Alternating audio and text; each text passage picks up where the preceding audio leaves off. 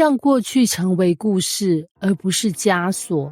她花了3天时间定位，安排保姆，亲手制作手写卡片，期待着丈夫能在结婚10周年的这天对她说：辛苦你了，谢谢你一直陪我。结果她迟到了1个小时，进门第一句话却是：今天怎么那么难定位？早知道我叫助理订。卡片没看，蜡烛吹完，蛋糕也没吃。她边吃牛排边讲工作，她觉得自己已经尽力来吃饭了，而她的泪水则在她说出别这么玻璃心的那一刻溃堤。从那天起，她再也没过生日，不是因为她不在乎生日，而是因为那一天把她的期待打成碎片。多年以后，每次有人问她，你们结婚最难熬的是什么时候？她不是说家暴，不是说外遇，而是那场生日晚餐。我们以为伤人最深的是暴风，其实有时只是一场你全心准备的节日，变成他不痛不痒的日常。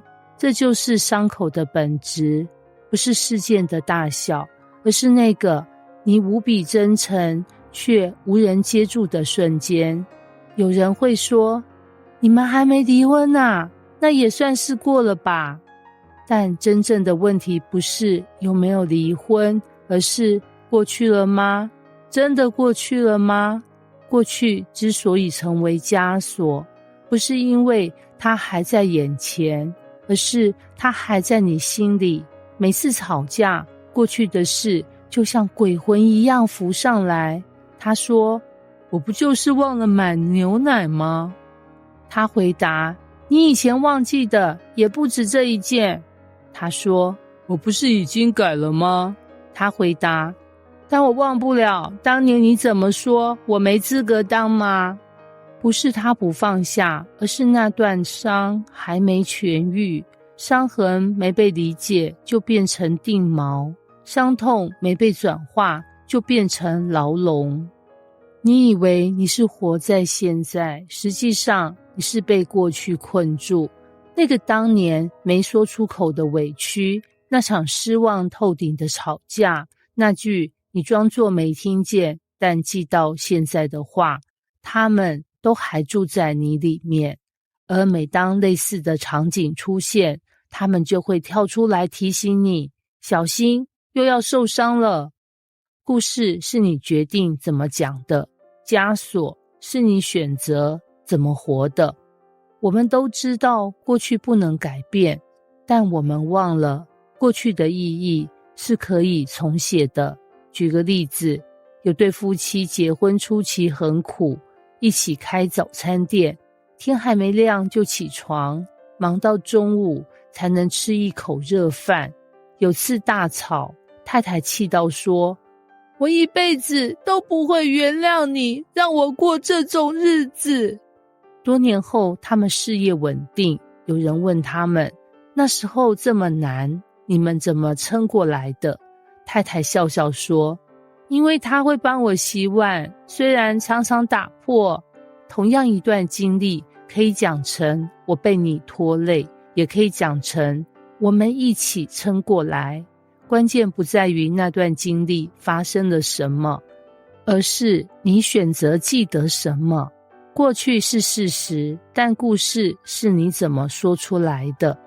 你可以说，他那次没接我电话，我就知道他心里没我。你也可以说，那次我们吵架，是我发现我们其实都很怕失去对方。你可以说，我们结婚以来从没真正快乐过。你也可以说，那段时间很黑暗，但也是我们生命的转折点。你不是在编故事，而是在重新赋予过去意义。你不是欺骗自己，而是释放自己。怎么让过去变故事，不变成牢笼？一，从第一人称走出来。当你一直以我受害者的姿态看过去，那段经历就永远是你无法解开的结。试着换一个视角，如果你是那场婚姻故事的观众，你会怎么描述那一章？不是他那天又忘了我生日，而是那一年他对关系的期待没被看见。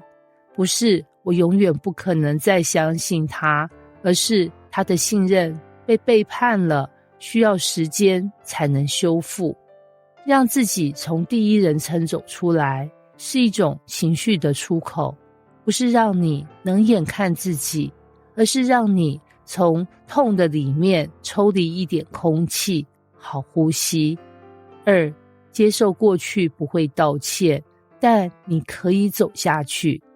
有些人终其一生都在等一句道歉，但有些人最后明白，我不能把我的人生绑在他说不说对不起上。对方不道歉，不代表你不能疗愈；过去不补偿，不代表你不能往前走。原谅不是因为他值得，是因为你值得不被那段过去捆住。你不是要否定过去，而是要穿越它。3，找到那段经历对现在的意义。伤痛如果只是痛苦，它就只会变成怨恨，但如果你找到它给你的学习，它就可能变成力量。有位先生分享，他过去外遇，被太太抓包，婚姻一度濒临解体，后来两人努力重建关系。他说，那段错误是我们婚姻最黑暗的时候，但也让我第一次看到我到底是谁，我到底想成为什么样的丈夫。他说这句话时，眼里有懊悔，但也有一种说不出的释然。不是因为他觉得那错误可以原谅，而是因为那段经历成为他人生最深刻的一刻。如果过去能够成为你对现在有价值的提醒，它就不再是枷锁，而是故事。过去不是结束，而是你故事里转折的地方。你读小说的时候，一定会有这样的时刻，主角失去了工作，被爱人背叛，人生看似全毁，但你知道那不是结局，而是接下来精彩的开始。现实生活里，我们却常常把那一页当成最后一页。你以为那段背叛，那场争吵，那次离家，就是你婚姻的注解。但也许那只是故事正在转弯。人生不是一条平顺的直线，婚姻更不是。那些你以为的痛苦终点，也许其实是你们正在蜕变的标记。你可以让那一页关掉一本书，也可以让那一页变成下一章的开端。你无法改写发生过的剧情，但你能决定怎么写下去。结语，你的故事要你来定义。过去不会自动消失，但你可以选择让它不再是你灵魂的锁链，而是你勇气的证明。你所经历的不必变成你永远的标签，它可以变成你的力量来源。你不需要否认那些痛过的时刻，但你可以决定不让他们定义你的余生。所以，让我们一起选择，不再被过去困住，而是让它成为你故事中最精彩的转折。